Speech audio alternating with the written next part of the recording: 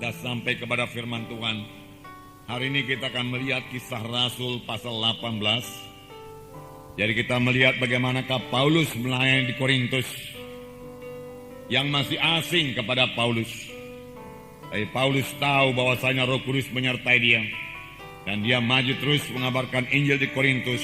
Walaupun dia telah mendapat banyak tekanan-tekanan di Athena. Sebab Paulus berangkat dari Athena menuju Korintus setelah dia melayani di Athena.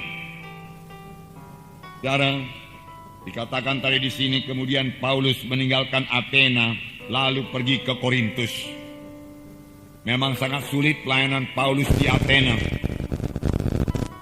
Dan Paulus tidak begitu berhasil di Athena. Hanya beberapa orang saja selamat.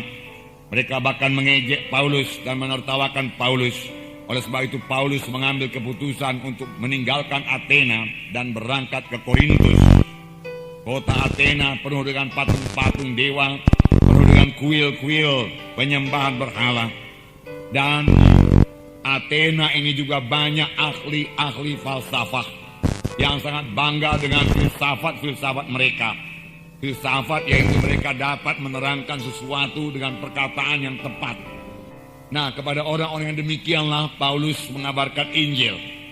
Karena Paulus merasa sangat sedih hati dan kasihan melihat mereka. Walaupun mereka mengatakan dirinya beragama. Agama mereka saudaraku ada golongan Stoa, golongan Epikurus, dan lain sebagainya.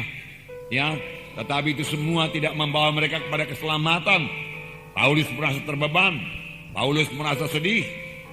Dan mengajak mereka untuk percaya kepada Tuhan Yesus sebagai Tuhan dan Juru Selamat mereka.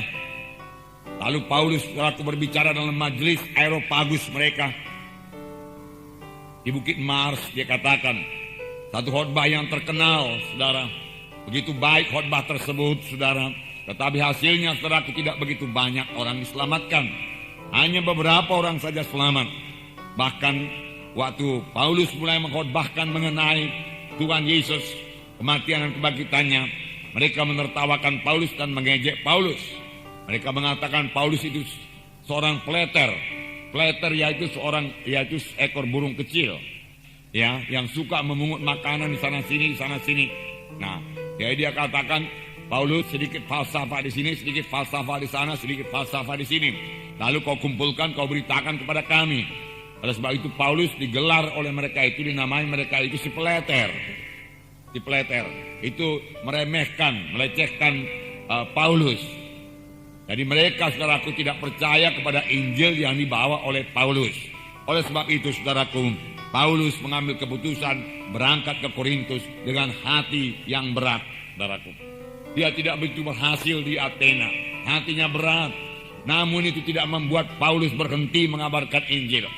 Dia diejek di Athena, tetapi dia meneruskan pelayanannya ke Korintus. Dia tidak mau kalah. Dan nanti kita baca bahwasanya sesampainya di Korintus dia sudah dalam keadaan lemah. Sampainya di Korintus dia sangat takut untuk gagal kembali. Jadi dia mengabarkan Injil pada mulanya seorang diri saja di Korintus. Padahal Korintus kota yang besar, kota perdagangan pada waktu itu. Penduduknya kira-kira 400.000 jiwa. Itu masuk kota yang besar, jajahan Roma. Jadi nyatalah, saudaraku, di Korintus ini Paulus menghadapi tantangan yang sangat berat. Tetapi dia percayakan Injil Tuhan. Dia percaya Injil Tuhan bisa mengobatkan mereka. Dan Tuhan yang mengutus Paulus ke Korintus. Oleh sebab itu bagaimanapun jahatnya kota itu, bagaimanapun najisnya kota Korintus itu, bagaimanapun gelapnya kota Korintus itu, Paulus mengabarkan Injil Tuhan dengan bersandar penuh kepada kuasa Tuhan. Nah, apa yang diperbuat oleh Paulus di Korintus? Yang pertama, saudaraku, kita melihat Paulus mengabarkan Tuhan Yesus yang tersalib dan bangkit dari kematian. Itulah berita Paulus. Kemudian hari Paulus menulis surat kepada sidang Korintus yang memang sudah berdiri karena Paulus melayani dengan bersandar kepada kuasa Tuhan.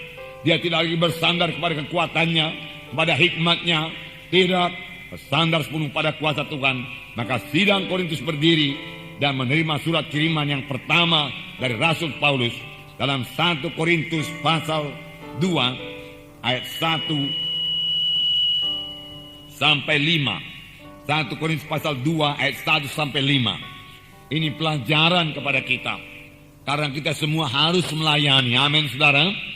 Karena kita juga semua harus mengabarkan Injil Tuhan. Dan kelihatannya di Korintus ini Paulus sangat berhasil. Walaupun saudara budayanya lain, tetapi Paulus berhasil mengabarkan Injil di Korintus. Sehingga sidang Tuhan berdiri di Korintus.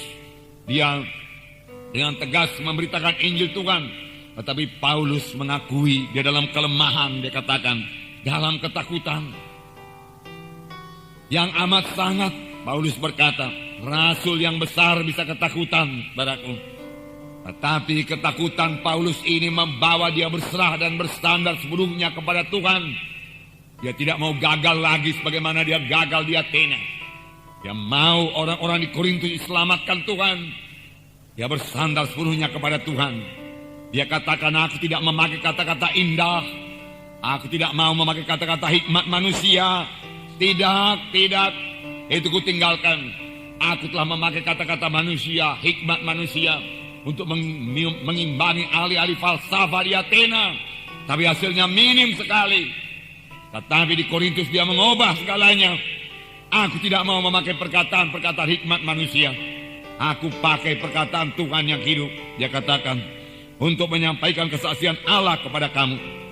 Tetapi dikatakan, baik perkataanku maupun pemberitaanku tidak kusampaikan dengan kata-kata hikmat yang meyakinkan, tetapi dengan keyakinan akan kekuatan roh.